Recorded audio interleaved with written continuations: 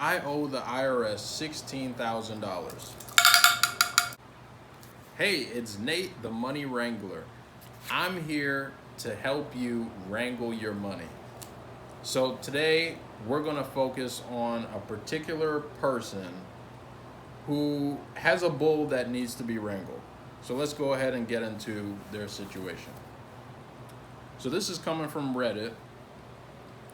And the subject is, I owe the IRS $16,000. That's $16,000 you owe the IRS. That's a problem. But anyway, I ran a small business as a sole proprietor for about 7 years, averaging about 100K per year in sales.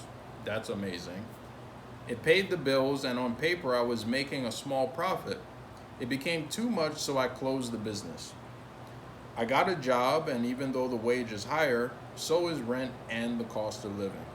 After I closed the business, I didn't make any luxury purchases or bought a house, etc. Just paid rent and lived.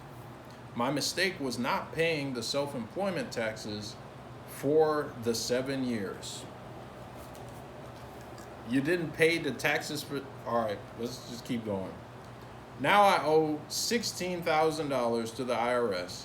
I've heard horror stories of the IRS taking everything to pay the debt, but I own nothing of value. I have 2 cars, both over 25 years old, and over 200,000 miles each. Not classics or desirables, just well maintained. My wage covers rent and food, hardly anything left. So what will the IRS take? If they garnish my wage, I will be homeless.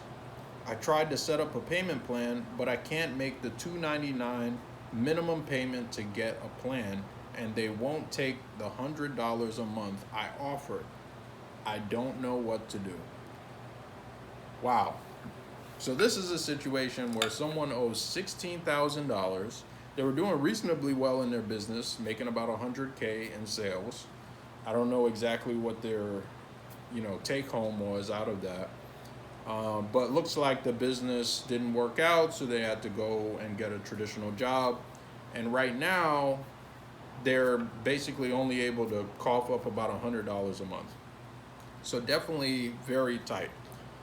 So my advice to you, definitely unqualified advice as the money wrangler, is number one, to start with a budget. You gotta get your finances under control. You have to list out every single thing that you owe month over month. You have to look at everything that you're paying, every single transaction that comes out of your bank account to and from, you need to be completely aware of. There are a lot of budgeting apps that you can utilize to help kind of organize your life. If you're a follower of Dave Ramsey, he's got the Every Dollar app. There's a free version of that app that can kind of help you along your way.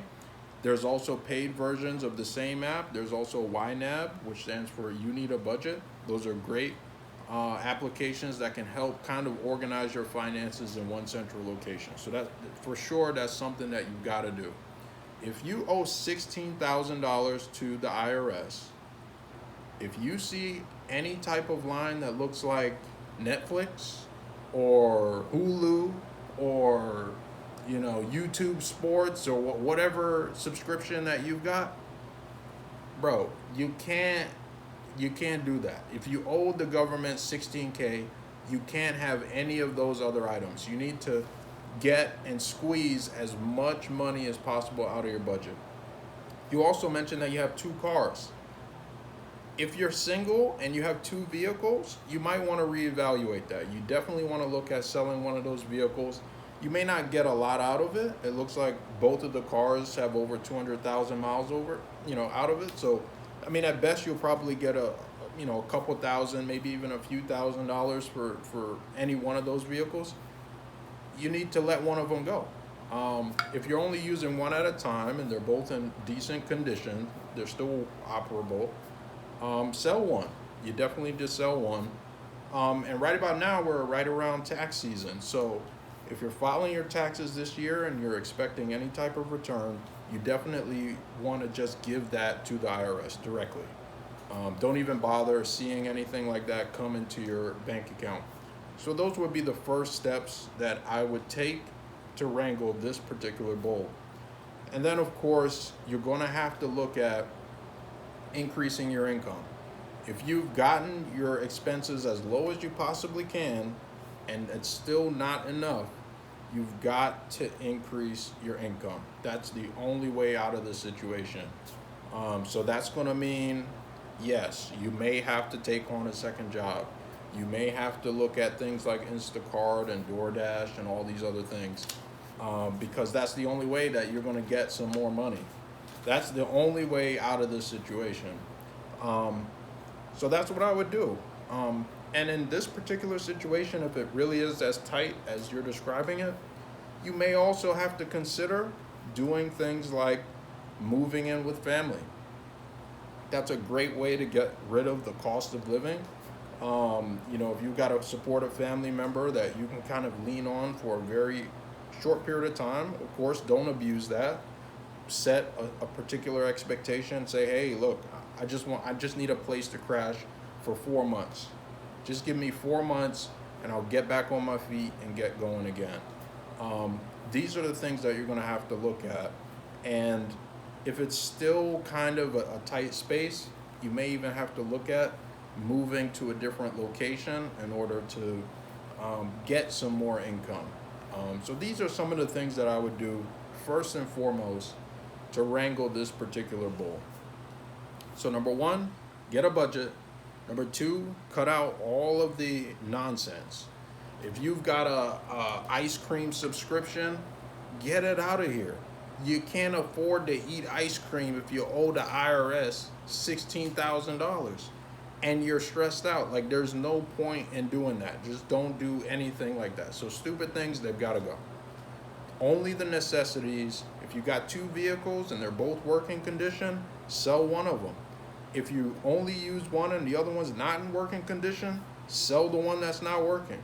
There's really no reason to have 2 vehicles unless you have multiple people that you live with, or there's some kind of reason for that. But outside of that, cut it out. So those are some of the things that you got to look at. So that's my advice to wrangle this bull. And hopefully, if you are this person from Reddit who posted this, hopefully this was in some way helpful to you. And if you've got any questions, anybody else have any bulls that we can help wrangle, send them our way and we'll see what we can do to wrangle that bull. Thanks, guys. This video is not sponsored by YNAB, but YNAB, if you are listening, please sponsor your boy. But anyways, in the description below, there are 2 links. The first link is a standard non-referral link to ynab.com. It's a great service. I've been using it for a number of months. It can help you wrangle your finances. Again, there are other apps just like this. There's Every Dollar by Dave Ramsey. There's a bunch of them. They're all good. The second link is a referral link. So if you click on that, you get your first month for YNAB for free.